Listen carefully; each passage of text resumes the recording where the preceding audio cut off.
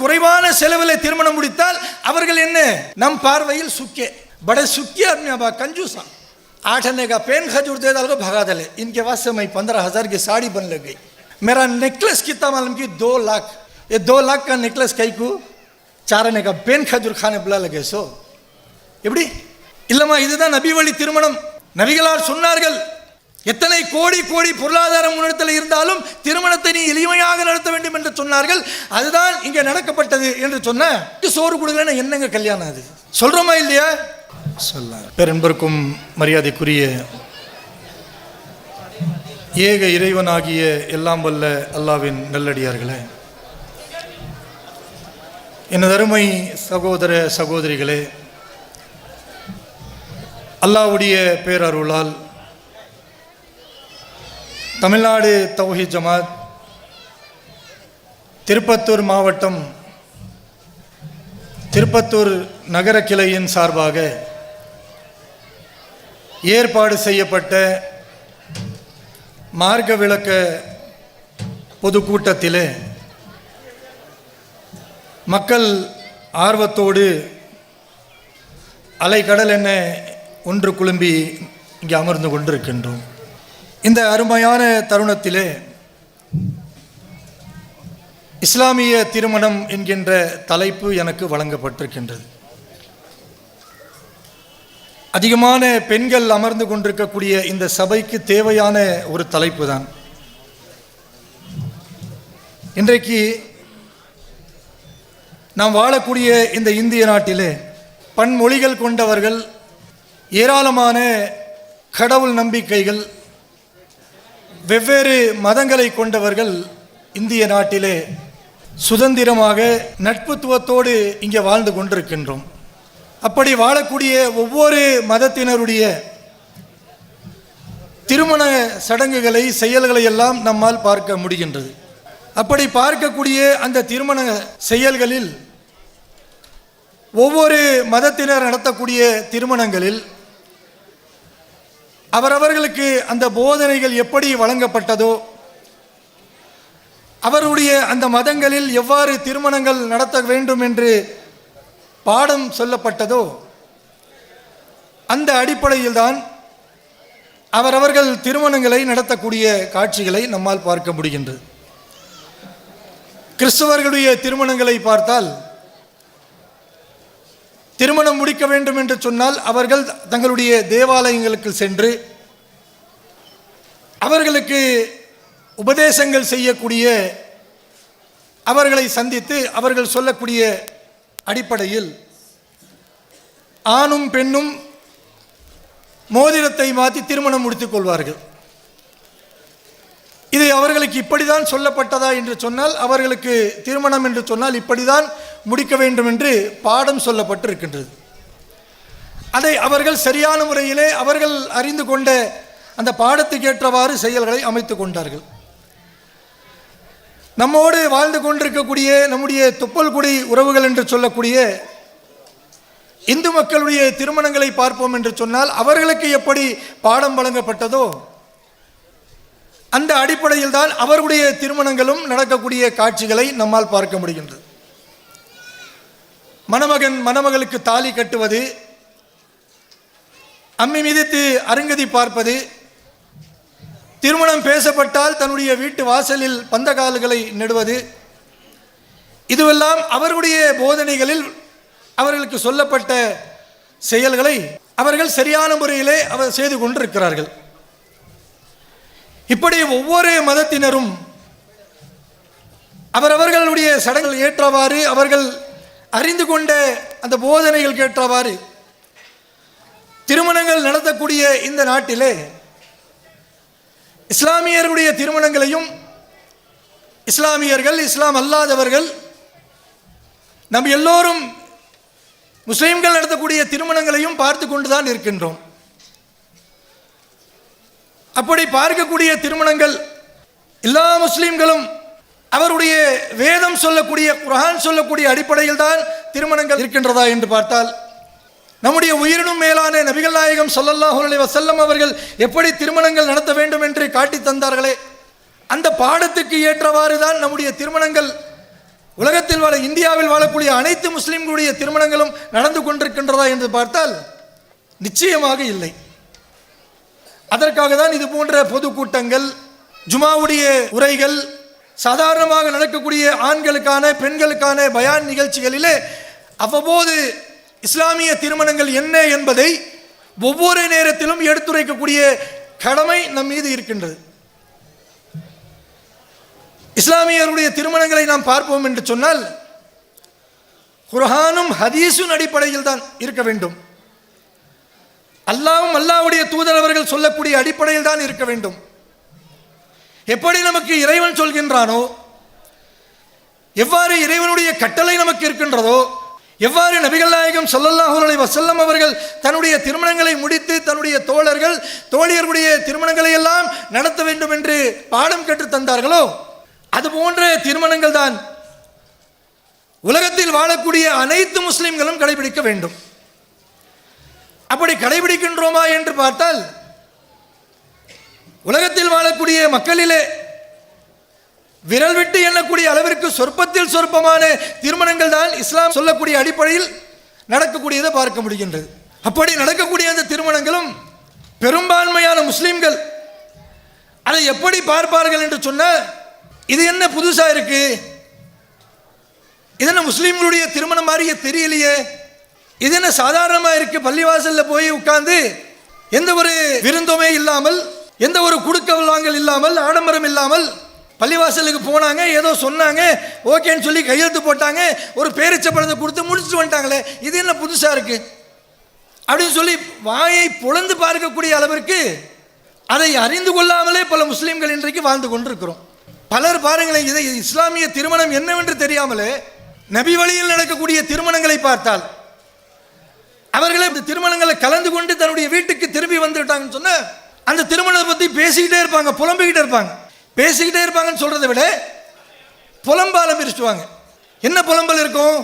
காய்க்கு ஷாதி கு ஜாको आज हमें एक दावत नहीं, एक बिरयानी नहीं, एक सब्जी डाले नहीं ना, जाए सो आदमी को एक नहीं वाला खाना नहीं, एक पेन खजूर भी एक चाय दे को भेजा लेना, शादी का है कैसे सुखी आदमी की शादी जाका எப்படி நபி வழியில் திருமணம் நடந்தால் எளிமையான முறையிலே பேரித்த பழங்கள் கொடுத்து மிக செலவு குறைவான செலவில் திருமணம் முடித்தால் அவர்கள் என்ன नम पार्वईल सुखे बड़े सुखी आदमी अब कंजूसा 8 आने का पेन खजूर दे डाल को भगा दले, इनके पास से मैं 15,000 की साड़ी बन लग गई, मेरा नेकलेस कितना मालूम की 2 लाख, ये 2 लाख का नेकलेस कई को 4 आने का पेन खजूर खाने बुला लगे. सो எப்படி இல்லமா, இதுதான் நபி வழி திருமணம். நபிகளார் சொன்னார்கள், எத்தனை கோடி கோடி பொருளாதார முன்னெடுத்தல் இருந்தாலும் திருமணத்தை நீ எளிமையாக நடத்த வேண்டும் என்று சொன்னார்கள். அதுதான் இங்கே நடக்கப்பட்டது என்று சொன்ன சோறு கொடுக்கலன்னா என்னங்க கல்யாணம்? அது சொல்றோமா இல்லையா? இப்படி எளிமையை பார்த்தால் வித்தியாசமாக பார்ப்பது, அனாச்சாரங்களை பார்த்தால் இதுதான் திருமணம் என்று ஏற்றுக்கொள்ளக்கூடிய மனதில் தான் நாம் எல்லாம் இன்றைக்கு வாழ்ந்து கொண்டிருக்கிறோம். அல்லாஹ் ரப்பல் ஆலமீன் திருமணத்தை பற்றி பேசும் பொழுது திருமணம் முடிக்கக்கூடிய ஆணுக்கும் பெண்ணுக்கும் பல்வேறு விதமான கட்டளைகளை அல்லாஹ் ரப்பல் ஆலமீன் சொல்லக்கூடியதை பார்க்கிறோம். நம்ம அதுல முதல் கட்டளை என்ன சொன்னா, சூரத்துல் நிசாவிலே அல்லாஹ் ரப்பல் ஆலமீன் திருமணம் முடிக்கக்கூடிய அந்த மணமகனை பார்த்து சொல்றான், திருமணம் முடிக்கணுமா, திருமணத்தை நீ முடிக்க வேண்டும் என்று சொன்னால் எந்த பெண்ணோடு நீ திருமணம் முடிக்கிறாயோ அந்த பெண்ணுக்கு நீ மகர் கொடுத்து திருமணம் முடிக்கணும்ன்றாங்க. மகர் என்று சொன்னால் மனக்கொடை. நாம பெண்ணுக்கு நம்ம ஊர் பாஷையில் சொல்லணும்னு சொன்னா, நான் போய் பெண் இடத்துல வரதட்சணை கேட்பாங்களே, அந்த வரதட்சணை அல்லாஹ் சொல்ற நீ பெண்ணுக்கு கொடுத்து திருமணம் முடி, நீ கொடுத்து முடிக்கணும். அது எப்படி சாதாரணமா சொல்லி முடிக்கல, நீ கொடுக்கக்கூடிய அந்த மகர் என்பது இந்த வரதட்சணை இருக்குல்ல, அது நீ குறைவா கொடுத்துறாதுன்ற அல்லாஹ். எவ்வளவு கொடுத்தாலும் சரி, ஒரு மலை அளவிற்கு ஒரு நோட்டு கட்டு இருக்கு, ஒரு 500 ரூபாய் கட்டு அப்படியே கட்டு கட்டா நம்ம அடுக்கி ஒரு மலை அளவிற்கு வளர்த்து ஒரு பெரிய தொகையை அந்த பெண்ணுக்கு மகரா கொடுக்கிறோம். அல்லாஹ் சொல்றான் அதுவும் குறைவுதான்.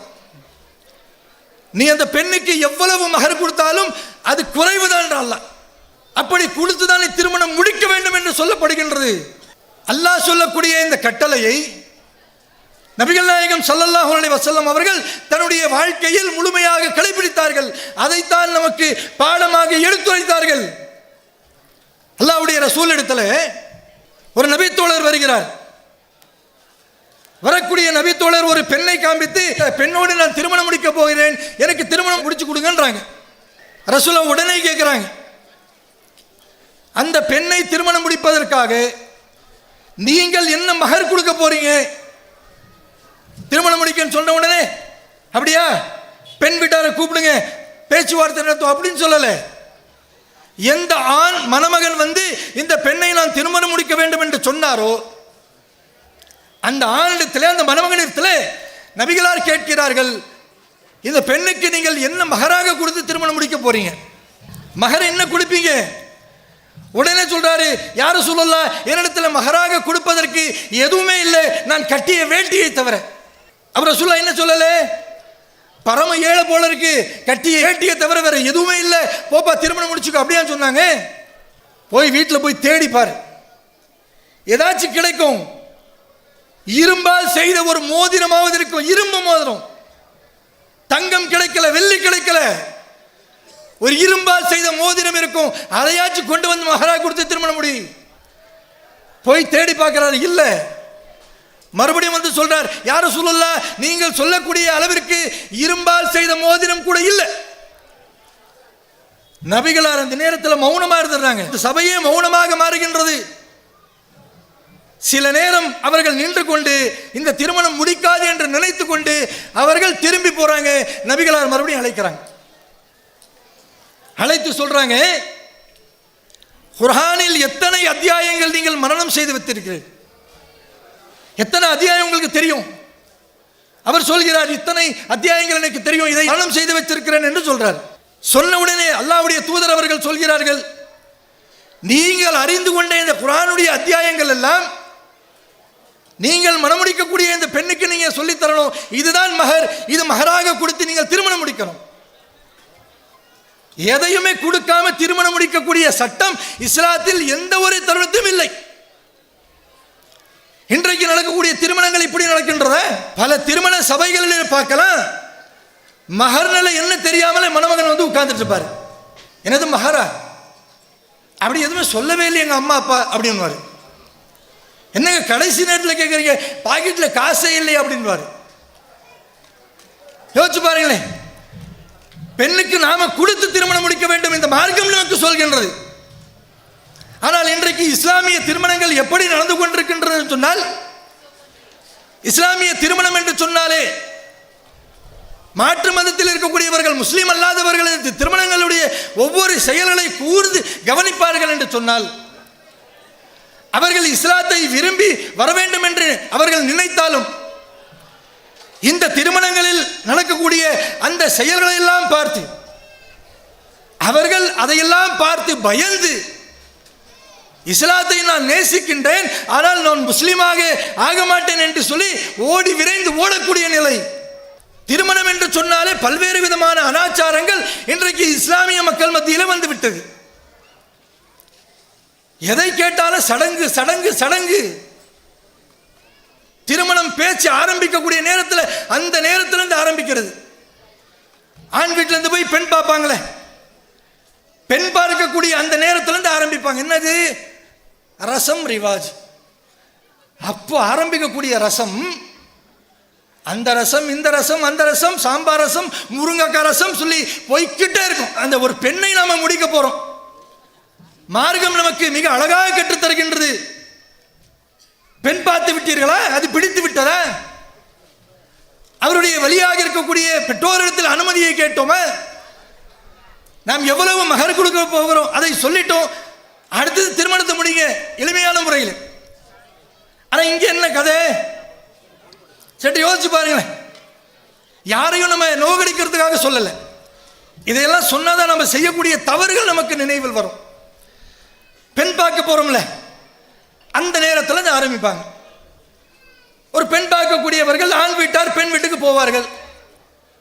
போன உடனே பெண்ணை தானே பார்க்கணும். போறவங்க ஃபர்ஸ்ட் அவருடைய பார்வை எங்க இருக்கு தெரியுமா?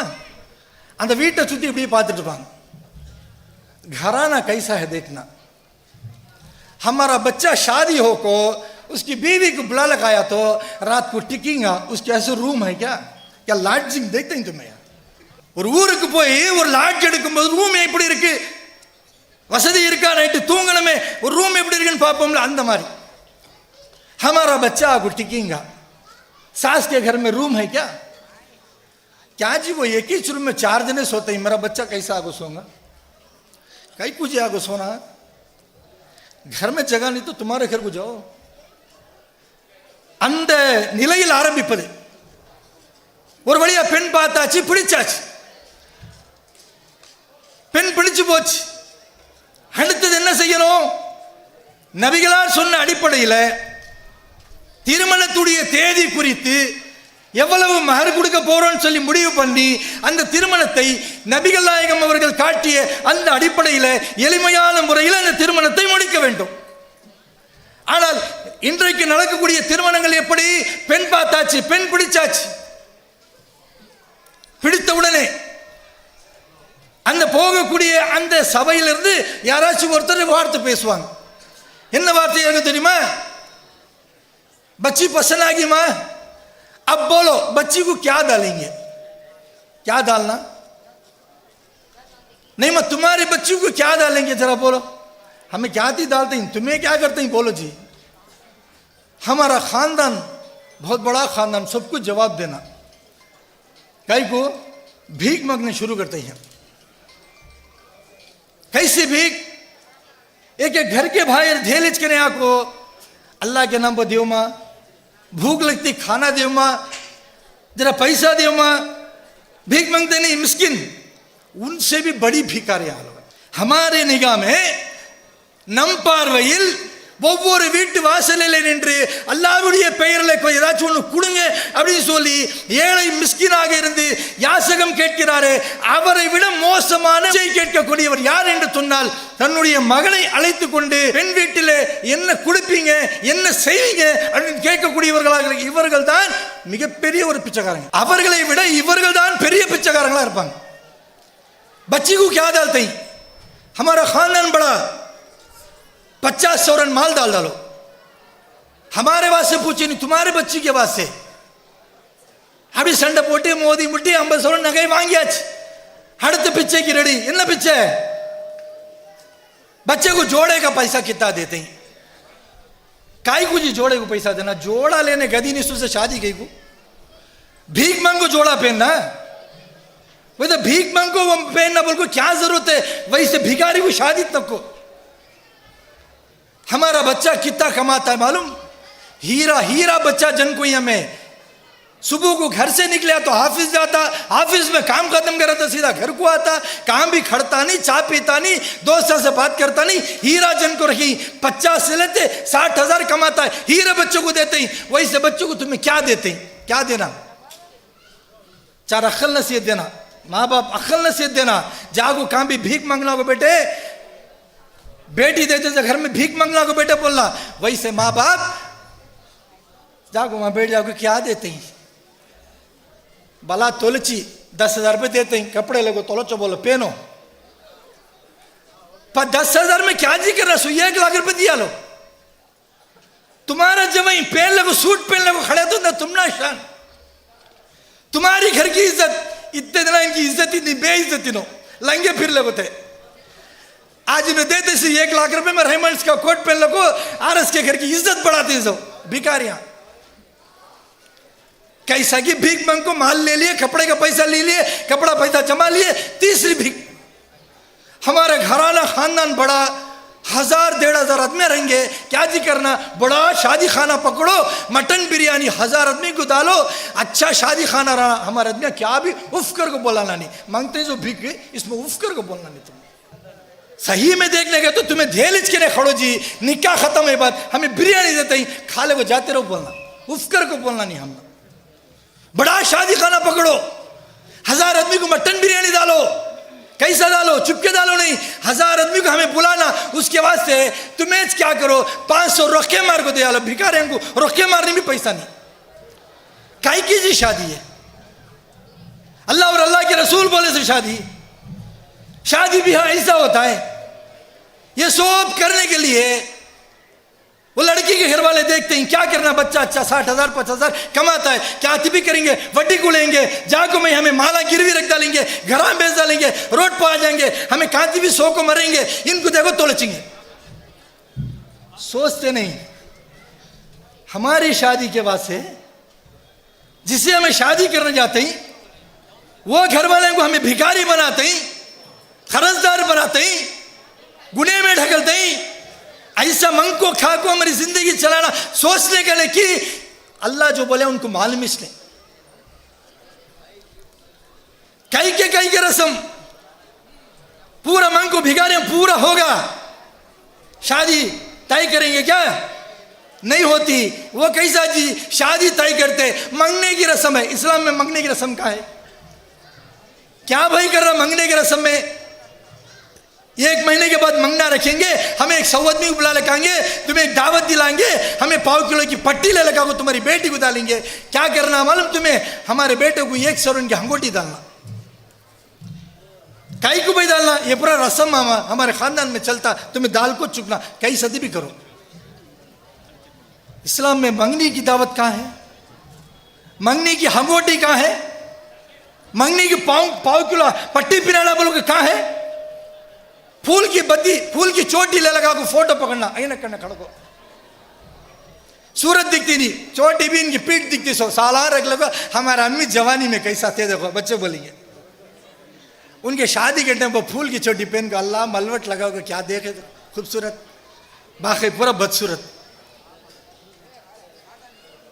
திருமணத்தை எப்படியெல்லாம் கேவலப்படுத்த முடியுமோ, இஸ்லாம் சொன்னதை எப்படியெல்லாம் மாற்ற முடியுமோ, இஸ்லாத்தை எவ்வளவு கேவலப்படுத்த முடியுமோ அத்துணை செயல்களும் செய்யக்கூடிய முஸ்லிம்களாக இன்றைக்கு மாறிவிட்டார்கள். அன்புக்குரியவர்களே, சற்று யோசித்து பாருங்கள். இதையெல்லாம் தவறு என்று சொல்லக்கூடிய நமக்கு யாரேனும் ஒருவர் உடை வாங்குவதற்காக 1 லட்சம் ரூபாய் அன்பளிப்பாக தருகின்றோம் என்று சொன்னால் அதை வாங்குவதற்கு நாம் என்ன வேணாமா சொல்ல போறோம்? நமக்கு என்ன விருப்பம் இல்லையா? வரக்கூடிய பொருளாதாரம் என்பது நமக்கு ஹலாலான முறையில் வர வேண்டும். அல்லாஹ் தடுத்ததாக வரக்கூடாது, நபிகளார் தடுத்ததாக வரக்கூடாது. நாம் கேட்கக்கூடிய இந்த வரதட்சணை, நாம் கேட்கக்கூடிய இந்த சடங்குகள், நாம் பார்க்கக்கூடிய செயல்கள், செய்யக்கூடிய சடங்குகள் அனைத்தும் இஸ்லாத்தில் தடை செய்யப்பட்ட ஒன்று. நபிகளார் அழகான முறையில் சொன்னார்கள், திருமணம் என்று சொன்னால் அந்த திருமணத்திலே எளிமை இருக்க வேண்டும், ஆடம்பரம் இருக்கக்கூடாது, பெரிய அளவிற்கு வீண் விரயம் இருக்கக்கூடாது, செலவுகள் இருக்கக்கூடாது.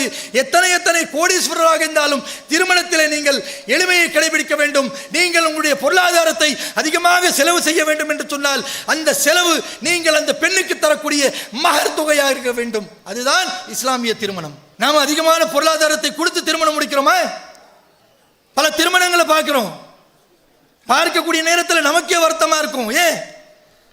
அந்த திருமணத்தில் நடக்கக்கூடிய அவ்வளவு கூத்துக்கள், அனாச்சாரங்கள், மஹர் என்று சொல்லக்கூடிய அந்த அல்லாஹ் ரப்பல் ஆலமீன் சொல்லக்கூடிய அந்த கடமையை எப்படி இஸ்லாமிய சமூகம் கொண்டு வந்து விட்டார்கள் என்று சொன்னால், திருமணம் முடிக்கக்கூடிய அந்த சபையில் எந்த ஹஜரத் வந்து திருமணம் முடிக்கிறாரோ அவர் கேட்பாரு, மஹரா என்ன கொடுக்குறீங்க அப்படின்னு சொன்னா, ஹஜரத்து மஹர்னா என்ன தெரியாது, சரி நீங்க கேட்குறீங்க 5001 ரூபாய் எழுதிக்கிங்க அப்புறமா தருவோம்.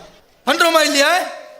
எழுதிக்கிங்க அப்புறமா தரும் அப்படின்னு சொல்லி பிறகு பின்னால் தர முடியுமா என்று பார்த்தால் ஏராளமானவர்கள் தருவேன் என்று சொல்வார்கள், தராமலே தன்னுடைய வாழ்க்கையை முடித்து விடுவார்கள்.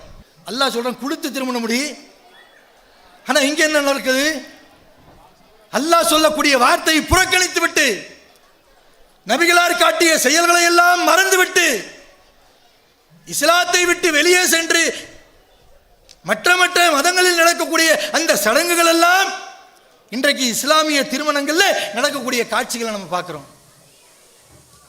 எத்தனை அனாச்சாரங்கள். திருமணம் என்று சொன்னார் ஒரு பள்ளிவாசல்ல எளிமையாக நடக்கணும். ஆனா திருமணம் என்று சொன்னால் இங்கே எப்படி நடக்குது? பெரிய ஒரு பேண்டு வாத்தியம், ஒரு குதிரையில மாப்பிள்ளை உட்கார்ந்து போறது, அதுக்கு ஒரு மேலத்தாளங்கள் வாசிப்பது, மாப்பிள்ளை யாருன்னு தெரியாமலே அவருடைய முகம் ஃபுல்லாவே அந்த பூவை போட்டு மூடுவது, இதெல்லாம் இஸ்லாத்தில் இருக்கா? இதைத்தான் இஸ்லாமிய திருமணம் என்று சொல்ல போறோமா? இப்படிப்பட்ட திருமணங்கள் இஸ்லாமிய திருமணங்களே இல்லையே. ஹஜ்ரத் நடத்தி வைக்கிறாரே, ஒவ்வொரு ஹஜ்ரத்திற்கு நம்ம கோரிக்கை வைக்கிறோம், ஆலிம்களாக இருக்கிறீர்கள், உலமாக்களாக இருக்கிறீர்கள். உங்களுடைய தோற்றத்தை, உங்களுடைய செயல்களை பார்த்து மக்கள் எல்லாம் நம்பிக்கொண்டிருக்கிறார்கள். ஹஜ்ரத் எதை சொன்னாலும் அது இஸ்லாமாக தான் இருக்கும், கரெக்டா இருக்கும் நம்புறாங்க. அப்படி நம்ப வைக்கக்கூடிய அந்த ஹஜ்ரத்துமாரிடத்தில் நம்ம ஒரு கோரிக்கை வைக்கிறோம். நீங்கள் மஹர் கொடுத்து திருமணம் முடித்தால் அந்த திருமணத்தை முடித்து வையுங்கள். மஹர் என்று சொல்லி ஒரு காகிதத்தில், ஒரு பேப்பரில் எழுதுவார்கள், தரமாட்டார்கள் என்று சொன்னால் அல்லாஹ்வுக்காக சொல்கிறோம், உலமாக்களே, ஹஜ்ரத்துகளே, அந்த திருமணத்தை நீங்கள் தயவு செய்து நடத்தி வைக்காதீர்கள். நபிகளார் அப்படிப்பட்ட திருமணங்களை ஆதரிக்கவில்லை. நபிகளார் அந்த போன்ற திருமணங்களை நமக்கு கற்றுத்தரவில்லை. அப்போ நீங்க என்ன பண்றீங்க? மஹர் கொடுத்தாலும் சரி, கொடுக்கலனாலும் சரி, இவருடைய பாக்கெட்ல ஒரு 1000 ரூபாய் போட்டா போதும். ஹஜ்ரத் நான் ஓதி விட்டேன், என்ன துவா சொல்லணுமோ அந்த துவா சொல்லாம ஏதாச்சும் ஒன்று ஓதி விட்டேன், அதுக்கு 1000 ரூபாய் தராங்களா, முடிஞ்சு போச்சு. இப்படிப்பட்ட ஒரு செயலை நீங்கள் செய்ய வேண்டாம் என்கின்ற கோரிக்கை தான் ஹஜ்ரத்துமார்களிடத்திலே, உலமாக்களிடத்தில் நாம் எடுத்து வைக்கிறோம். இஸ்லாமிய திருமணத்தை நடத்தி வைங்க. நபிகளார் எப்படி மஹர் கொடுத்தால் மட்டும்தான் திருமணம் என்று சொல்லி தன்னுடைய தலைமையில் பல திருமணங்களை நடத்தி வைத்தாரோ, அது போன்ற திருமணங்களை தான் நீங்களும் நடத்தி வைக்க வேண்டும் என்ற ஒரு கோரிக்கை தான் நாம் வைக்கிறோம். உடனே சொல்ல ஆரம்பிச்சிருவாங்க, பாத்தீங்களா, இஸ்லாமிய திருமணம் என்ற தலைப்பில் பள்ளிவாசல் இருக்கக்கூடிய ஹஜ்ரத்துகளை, உலமாக்களை திட்ட ஆரம்பிச்சிட்டாங்க. திட்டவா செய்கிறோம், கோரிக்கை வைக்கிறோம். நபி வழியில் உங்களுடைய செயல்களை அமைத்துக் கொள்ளுங்கள். நபிகளார் காட்டிய அந்த செயலோடு உங்களுடைய செயல்களை அமைத்துக் கொள்ளுங்கள். திருமணத்தை முடித்து வையுங்கள். அனாச்சாரமான செயல்கள் நடந்தால் அந்த திருமணத்தை நீங்கள் ஒருபோதும் ஆதரிக்காதீர்கள். திருமண சபைகளிலே நடக்கக்கூடிய அனாச்சாரம் எத்தனை எத்தனை! விருந்து தருகின்றோம் என்ற பெயரிலே மண்டபங்களை பிடித்து ஆண்கள் பெண்கள் என்று பாரபட்சம் இல்லாமல், யார் மஹரம் யார் மஹரம் இல்லை என்கின்ற எந்த ஒரு பாரபட்சம் இல்லாமல் எல்லோரும் கலந்திருக்கக்கூடிய சபையாக அனாச்சாரம் இல்லையா? மணமகனையும் மணமகளையும் பார்த்து பாரக்கல்லாஹு லக்க வ பாரக என்று சொல்லக்கூடிய இந்த பிரார்த்தனை செய்வதற்கு பதிலாக பிரியாணியில கறி இருக்கா, மிட்டாக்கானால மிட்டாய் இருக்கா அப்படின்னு சொல்லக்கூடிய ஒரு நிலைதான் இன்றைக்கு நடக்கக்கூடிய திருமணங்கள். இப்படிப்பட்ட திருமணங்களை உலமாக்களாக இருக்கக்கூடிய நீங்கள் ஆதரித்தால், அதை எதுவுமே அறியாமல் இருக்கக்கூடிய பாமர மக்கள் அதை உண்மை என்று நம்புவார்களா இல்லையா? அப்ப இஸ்லாமிய திருமணம் என்று சொன்னால் எப்படி நபிகள் நாயகம் அவர்கள் நமக்கு கற்றுத்தந்தார்களோ, எதை அல்லாஹ் ரப்பல் ஆலமீன் நமக்கு கட்டளையிட்டானோ, அது போன்ற மஹர் கொடுத்து எளிமையான முறையில் நடத்துவதுதான் இஸ்லாமிய திருமணங்களாக இருக்கும். அது போன்ற ஒரு செயலை நாம் அமைத்துக் கொள்ள வேண்டும். அமைத்துக் கொள்ளாத காரணத்தினால்தான் இன்றைக்கு நடக்கக்கூடிய திருமணங்கள் என்ற பெயரிலே ஏராளமான அனாச்சாரங்களை, விதாத்துகளை, கூத்துகளை நாம் பார்க்கிறோம். திருமணத்தோட நிக்கா என்று சொல்றோமே, அதோடு முடிகின்றதா? இஸ்லாமிய திருமணங்களை தாண்டி சடங்குகள், சம்பிரதாயங்கள், ரசம் அப்படின்னு சொல்லி போகக்கூடிய திருமணங்களுடைய நிலைமை என்ன? நிக்கா, வலிமா என்று சொல்லக்கூடிய இந்த செயல்களை எல்லாம் தாண்டி அடுத்தடுத்ததாக அந்த பெண் வீட்டை சுரண்டக்கூடிய மணமகளாக மாறிவிடுகின்றான். இருக்கா இல்லையா? முதல் குழந்தை பிறந்தா பெண் வீட்டார் தான் பிரசவம் பார்க்கணுன்றான். பார்க்கக்கூடிய பிரசவம் எங்க பார்க்கணும்? கவர்மெண்ட் ஹாஸ்பிட்டலில் பார்க்கக்கூடாது, 1 லட்சம் ரூபாய் செலவு பண்ணி பிரைவேட் ஹாஸ்பிட்டலில் பார்க்கணுன்றான். நீ பார்ப்பியா? யார் சொன்னா இது? இப்ப நீ தானே இப்ப பார்க்கணும். சட்டி யோசிச்சு பாருங்க. நபி வழியில் திருமணம் முடிக்கக்கூடிய ஏதேனும் ஒரு மணமகன் நபி வழியில் திருமணம் முடித்துவிட்டு தன்னுடைய மனைவியை அழைத்து சென்று முதல் பிரசவத்தை மாமியார் தான் பார்க்க வேண்டும் என்று விட்டு வரக்கூடிய காட்சிகளை நீங்கள் எந்த ஒரு பூத கண்ணாடி வைத்து தேடினாலும் உங்கள் பார்வைக்கு எட்டாது. ஏன்? அவன் தன்னுடைய திருமணத்தை இஸ்லாம் சொல்லக்கூடிய அடிப்படையில், நபிகளார் சொல்லக்கூடிய அடிப்படையில் அவன் அமைத்துக் கொண்டான். எந்த சாம்பார் ரசமும் இல்லை, எந்த சடங்கும் இல்லை. அல்லாஹ்வும் அல்லாஹ்வுடைய தூதர் அவர்கள் எப்படி சொன்னார்களோ அது போன்ற திருமணத்தை முடித்தான். அவன் தன்னுடைய வாழ்க்கையில் குர்ஆன் ஹதீஸை கடைபிடித்து இஸ்லாம் சொல்லக்கூடிய அடிப்படையில் தன்னுடைய வாழ்க்கையை நகர்த்தி கொண்டிருப்பான். இதை தாண்டி செல்லக்கூடிய திருமணங்கள் பாருங்க. குழந்தை பிறந்தா பிறக்கக்கூடிய குழந்தைக்கு பிரசவம் பார்க்கிறது மாமியார் வீடு. குழந்தை பிறந்துருச்சுன்னா குழந்தைக்கு ஹங்கோட்டி போடு, பட்டி போடு, அந்த போடு, இதை போடுன்னு சொல்லி அதுக்கு ஒரு செலவு. இப்படி சாகும் வரை ஆரம்பத்தில் கேட்கிறார்ல, பெண் பிடிச்சு போச்சு, ஜோடேக்கா பைசா தியோமா அப்படின்னு சொல்லி பிச்சை எடுக்கிறார்ல, அந்த கையேந்தக்கூடிய அந்த பிச்சையான அந்த பழக்கம் மௌத்தாய் கபரில் போகக்கூடிய அந்த நொடி வரை ஒவ்வொரு நேரத்தில் பெண் வீட்டில், தன்னுடைய மாமியார் வீட்டில் பிச்சை எடுத்து கொண்டே இருப்பார். அப்போ இப்படிப்பட்ட ஒரு வாழ்க்கையை நம்ம வாழணுமா? இளைஞர்கள், அதிகமான இளைஞர்கள் அமர்ந்து கொண்டிருக்கிறீங்க, கேட்டுக்கொண்டிருப்பீர்கள், அறிந்து கொள்ளுங்கள். உங்களுடைய பெற்றோர்கள் சொன்னாலும் வரதட்சணை வாங்க வேண்டும், பெண் வீட்டிலிருந்து நகை வாங்க வேண்டும், பெண் வீட்டார் தரக்கூடிய அந்த நிக்காவுடைய உணவு கட்டாயமாக கேட்க வேண்டும். இப்படிப்பட்ட செயல்களை தன்னுடைய பெற்றோர்கள் சொன்னாலும் அதை நீங்கள் ஒருபோதும் ஏற்றுக்கொள்ளாதீர்கள். ஏன்? இந்த மார்க்கம் சொல்கின்றது, பெற்றோர்கள் எதை சொன்னாலும் நீங்கள் அவர்களுக்கு பணிவிடை செய்ய வேண்டும், அவர்களுக்கு உபகாரங்கள் செய்ய வேண்டும். ஆனால் மார்க்கத்திற்கு முரணாக மார்க்கம் சொல்லாத செயலை அவர்கள் செய்ய வேண்டும் என்று சொன்னால் அதை நீங்கள் ஒருபோதும் ஏற்றுக்கொள்ளக்கூடாது என்று அல்லாஹ்வே நமக்கு சொல்லியிருக்கின்றான். அப்போ இந்த பிதாத்துகளான நாம் பாவத்தில் தள்ளக்கூடிய செயல்களை நம்முடைய பெற்றோர்கள் சொன்னாலும் இளைஞர்களே, இளைஞர்களே அறிந்து கொள்ளுங்கள், வரதட்சணை என்று கேட்டால் அவருக்கு நீங்கள் மனம் முடிக்காதீர்கள். இளைஞர்களே, நீங்கள் உங்களுடைய பெற்றோர்கள் வரதட்சணை கேட்க வேண்டும் என்று சொன்னாலும் அந்த திருமணத்திலே நீங்கள் ஒருபோதும் ஒப்புக்கொள்ளாதீர்கள். இஸ்லாம் சொல்லக்கூடிய அடிப்படையில் உங்களுடைய திருமணங்களை நீங்கள் அமைத்துக் கொண்டால் நிச்சயமாக அல்லாஹ்வுடைய பரக்கத் நபிகள் நாயகம் அவர்கள் சொன்ன அடிப்படையில் நம்முடைய வாழ்க்கையில், நம்முடைய வாழ்வில் வந்து சேரும். நாம் வாழக்கூடிய ஒவ்வொரு நாளும், ஒவ்வொரு நொடியும் அல்லாஹ்வுடைய பாதுகாப்போடு, நபிகளார் சொல்லக்கூடிய அந்த பரக்கத்தோடு இந்த உலகத்தில் வாழ்ந்து மரணிக்கக்கூடிய ஒரு நிலை அல்லாஹ் ரப்பல் ஆலமீன் நமக்கு உருவாக்குவான் என்பதை உங்களிடத்திலே கூறிக்கொண்டு என்னுடைய இந்த உரையை நிறைவு செய்கிறேன். வாக்குறுதுவான் அல்ஹம்துலில்லாஹி ரப்பில் ஆலமீன். அஸ்ஸலாமு அலைக்கும் வரஹ்மத்துல்லாஹி வபரகாத்துஹு. الله أكبر الله أكبر.